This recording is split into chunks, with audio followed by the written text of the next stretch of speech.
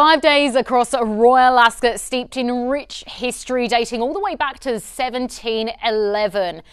It is a race meeting that is one of the highest, I think, not just on the horse racing calendar, but on the summer social calendar in Great Britain. It is full of the most incredible fashion, food, and not to forget the athletes. The best horses from all over the world come to Royal Ascot to battle it out. And they really battle it out in this staying event on the Thursday. It is the Group 1 Gold Cup. And as you can see, these stayers, once they've won, they kind of age like fine wine. They get better and better with each year. And even if you're not in racing, some of these horses are household names. The likes of Yates, Stradivarius, Kyprios. They are wonderful athletes, and this year we are spoilt with even more. Both of these runners are coming from a race in France, Group 1 Company, and the first horse we're having a look at is Candelaria in the Aga Khan stud colours in the green. A runner I would love for you to keep an eye on right at the back in the blue and the yellow is Trushan.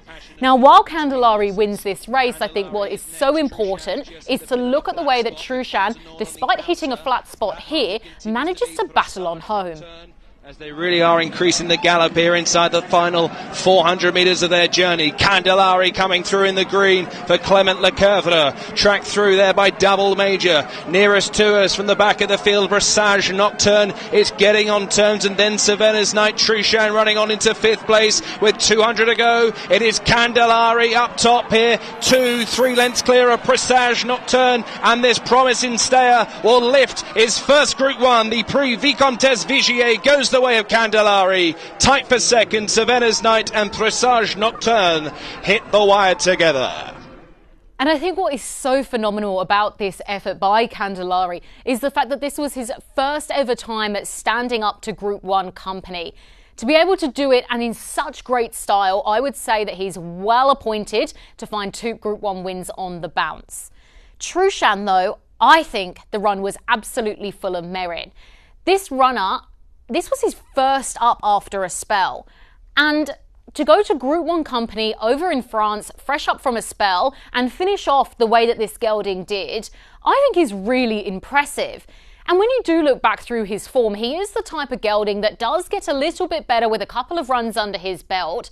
So second up at odds of around 55 to 1, I think is absolutely bonkers. I think he is going to run a lot better than the odds suggest. And with Holly Doyle in the saddle, he is in ultra safe hands. She has such a wonderful relationship with this horse, and I would love to see them team up and get a really nice run in transit at Royal Ascot. But not to take away from an incredible first up effort in Group 1 Company. Candelaria, as the odds suggest, is absolutely the runner to beat in this race. It's a race you won't want to miss. In fact, the entire Royal Ascot Carnival is a carnival you don't want to be missing out on. So make sure you tune into Sky Racing. We've got you covered across the network.